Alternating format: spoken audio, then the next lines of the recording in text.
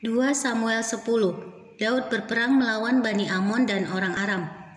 Sesudah itu matilah raja Bani Amon, dan Hanun anaknya menjadi raja menggantikan dia.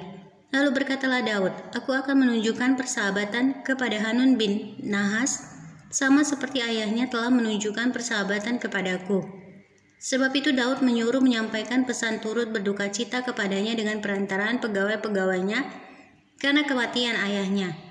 Tetapi ketika pegawai-pegawai Daud sampai ke negeri Bani Amon itu, berkatalah pemuka-pemuka Bani Amon itu kepada Hanun, tuan mereka, apakah menurut anggapanmu Daud hendak menghormati ayahmu, karena ia telah mengutus kepadamu orang-orang yang menyampaikan pesan turut berduka cita? Bukankah dengan maksud untuk menyelidik kota ini, untuk mengintainya dan menghancurkannya, maka Daud mengutus pegawai-pegawainya itu kepadamu? Lalu Hanun menyuruh menangkap pegawai-pegawai Daud itu. Disuruhnya mencukur setengah dari janggut mereka dan memotong pakaian mereka pada bagian tengah sampai pantat mereka, kemudian dilepasnya mereka.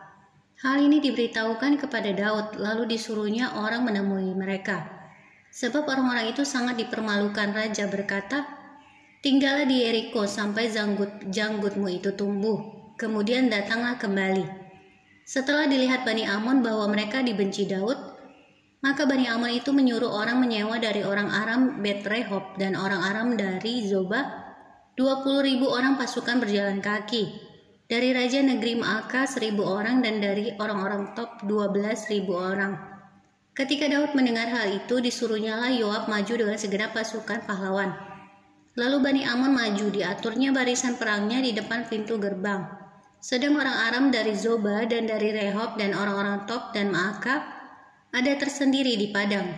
Ketika Yoab melihat bahwa serangan itu mengancam dia dari depan dan dari belakang, maka dipilihnyalah sebagian dari orang pilihan Israel.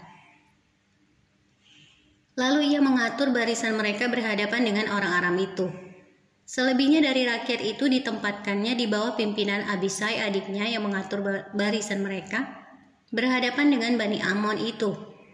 Lalu berkatalah Yoab, jika orang Aram itu lebih kuat daripadaku, maka haruslah engkau menolong aku. Tetapi jika Bani Amon itu lebih kuat daripadamu, maka aku akan datang menolong engkau. Kuatkanlah hatimu dan marilah kita menguatkan hati untuk bangsa kita dan untuk kota-kota Allah kita. Tuhan kiranya melakukan yang baik di matanya. Lalu Yoab dan tentara yang bersama-sama dengan dia maju berperang melawan orang Aram, dan orang-orang itu melarikan diri dari hadapannya.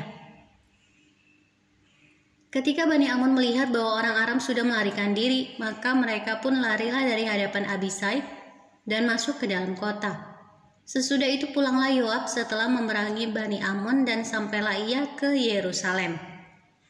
Ketika orang Aram melihat bahwa mereka telah terpukul kalah oleh orang Israel, maka berkumpullah mereka bersama-sama. Juga Hadadezer menyuruh orang Aram yang di seberang sungai Efrat maju berperang. Mereka sampai ke Helam di bawah pimpinan Sobah, panglima tentara Hadadezer. Setelah hal itu diberitahukan kepada Daud, maka dikumpulkannya seluruh orang Israel di seberanginya sungai Yordan, lalu sampai ke Helam. Orang Aram mengatur barisannya berhadapan dengan Daud dan bertempur melawan dia. Tetapi orang Aram itu lari dari hadapan orang Israel, dan Daud membunuh dari orang Aram itu 700 ekor kuda kereta dan 40.000 orang pasukan berkuda. Sobah, panglima tentara mereka, dilukainya sedemikian hingga ia mati di sana. Ketika dilihat semua raja yang takluk kepada Hadadezer bahwa mereka telah terpukul kalah oleh orang Israel, maka mereka mengadakan perdamaian dengan orang Israel dan takluk kepada mereka. Sesudah itu takutlah orang Aram memberi pertolongan lagi kepada Bani Amon.